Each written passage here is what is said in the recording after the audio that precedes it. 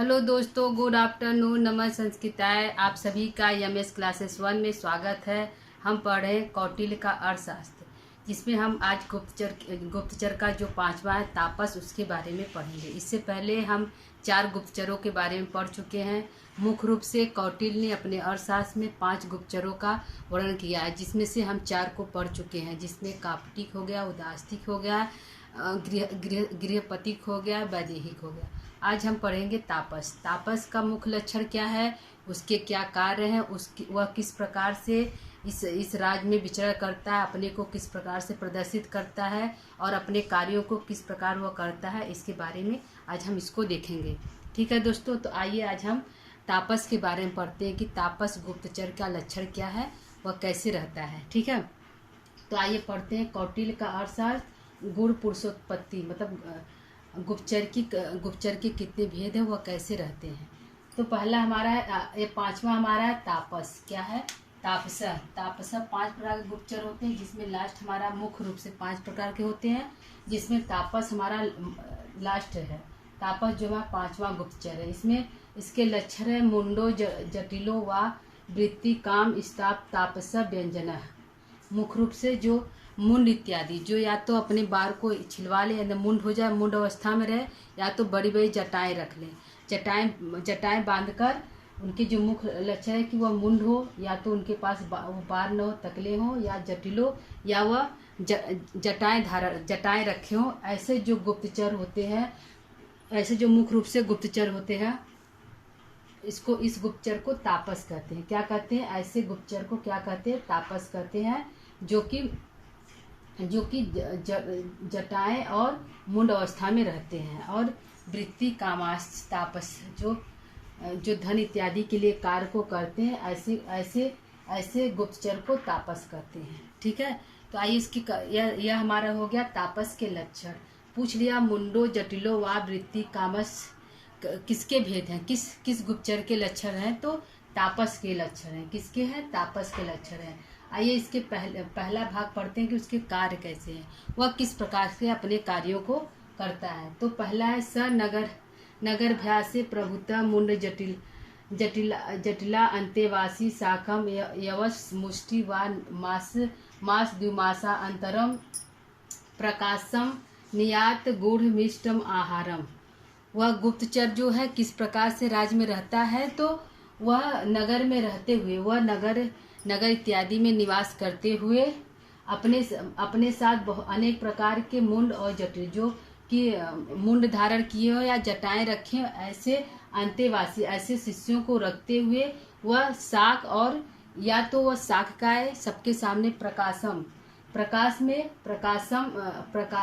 प्रकाशमनियात, वह प्रकाश में या तो सबके सामने ऐसा प्रदर्शित करे कि वह साग इत्यादि खाकर और यवन मुट्ठी भर जौ को खाकर अपना जीवन निर्वाह कर रहा है। ऐसे गुप्तचर जो है नगर में निवास करे, लेकिन गुड़ इष्टम आहार, लेकिन वह छुपकर अपने इच्छानुसार आहार को खा सकते। वह अपने गुड़ इष्टम आहारम, छिपकर अपने अनुसार आहार को खा सकते हैं। ऐसे गुप्तचर जो है नगर में निवास करते हैं, तापस कहलाते हैं। तो यह हमारा लक्षण होगा ऐसे, और यह उनके कार्य हुए, किस प्रकार वह नगर में निवास करेंगे। तो कैसे करेंगे?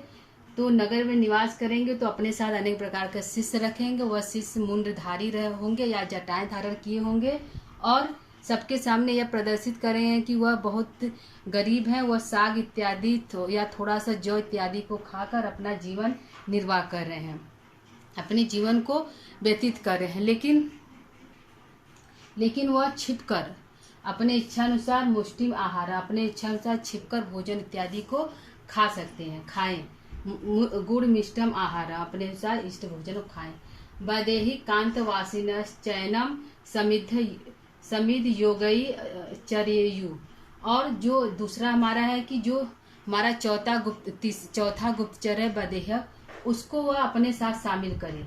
वैदेह कांतम वासी, वह उनके साथ शामिल रहे। किसके साथ शामिल है? तापस गुप्तचर के साथ। जो वैदेह गुप्तचर है वह उसके साथ रहे और उसके सिद्धि को चारों तरफ फैलाएं। जो वैदेह गुप्तचर है वह जो है तापस गुप्तचरों के बातों को चारों तरफ फैलाएं, इधर उधर फैलाएं। ठीक है, तीसरा हमारा शिष्या शिष्या चास्या वेदयु असो सिद्धम सामेधिकम इति। और जो शिष्य उसके हैं, जो वैदेहिक और तापस के जो शिष्य हैं, वह जो तापस है, जो गुप्तचर है, उसके गुणों को बताएं, उसको बताएं कि वह कितना सिद्ध पुरुष है, वह कितना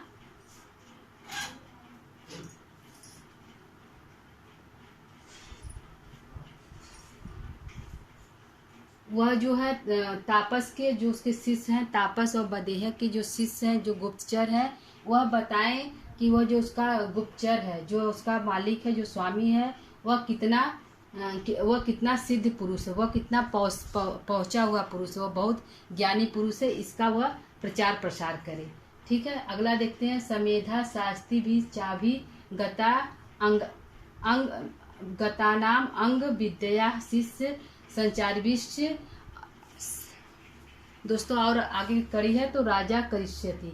तो इसमें जो है उसके जो गुप्तचर हैं, वह राजा के सभी कार्यों को, मतलब कि जो उसके गुप्तचर हैं, तापस है, उसके जो शिष्य है, वो चारों तरफ फैल जाए और यह प्रचार प्रसार करे। और यदि कोई उनके पास आता है अपने बारे में पूछने के लिए, और यह प्रचार प्रसार करे कि वह जो तपस्वी है, वह बहुत पहुंचा हुआ है, वो सिद्ध पुरुष है, वह बहुत ज्ञानी, वह सभी किसी को देखकर भी उसके बारे में बता सकता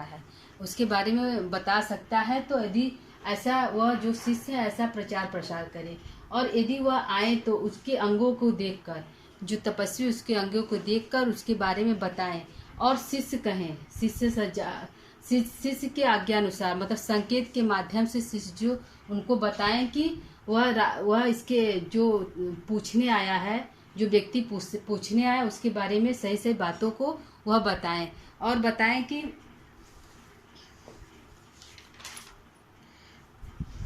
और जो है, और यह बताएं कि उसको जल्दी ही कोई कार्य की प्राप्ति होगी, या तो आगे की पंक्ति है दोस्तों इसके, या तो किसी अग्निदाह के कारण, या चोर भय के कारण, या दुष्ट बधम के कारण। या तो उनको अग्निदाह, या कहीं पर अग्नि लग जाए, या भी किसी के सामान को कोई चुरा लेके जाए, या किसी का वध यदि वो कर देते हैं, तो यदि दुष्ट व्यक्ति का वध कर देते हैं तो राजा उनसे बहुत प्रसन्न होगा, उनको धन इत्यादि मान सम्मान देगा, धन देगा, और वह विदेश की यात्रा करेगा, और जो है वह व्यक्ति विदेश की यात्रा करेगा। यह जो है कभी भी हो सकता है, आज भी हो सकता है, कल भी हो सकता है, यह कार्य कभी भी हो सकता है, राजा इत्यादि मंत्री के द्वारा हो सकता है। ठीक है दोस्तों, यह जो चौथा है, यह पंक्ति लांग है, तो शार्ट में लिखे हैं, आप आगे अपनी बुक में देख लीजिएगा। ठीक है, अगला हम देखते हैं। तस्य गूढ़ा क्षत्रियास्य स वादेयु।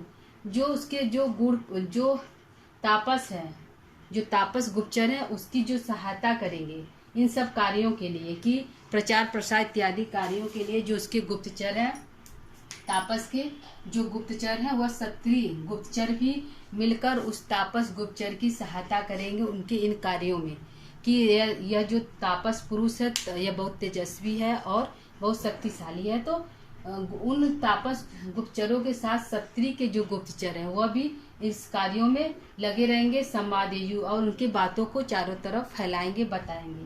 ठीक, अगला हम देखते हैं। सत्य प्रज्ञा वाक्य शक्ति संपन्ना नाम राजा भाव्यम यु व्यवहारे मंत्री संयोगच। और वह जो सत्य, यदि वह व्यक्ति जब वह तापस उस व्यक्ति के बारे में पूछता है, बताता है, तो उसको यदि वह प्रज्ञा बुद्धिमान लगता है, वाक्य बोलने में बहुत अच्छा है, शक्तिशाली है, संपन्न है, तो उसको यह बताएं, उस व्यक्ति से यह बताएं कि आपका राजा से जल्दी ही आप राजा से मिलेंगे, राजा आपको धन देंगे, या तो उनका जल्दी ही मंत्री से संयोग होगा, मिलन होगा।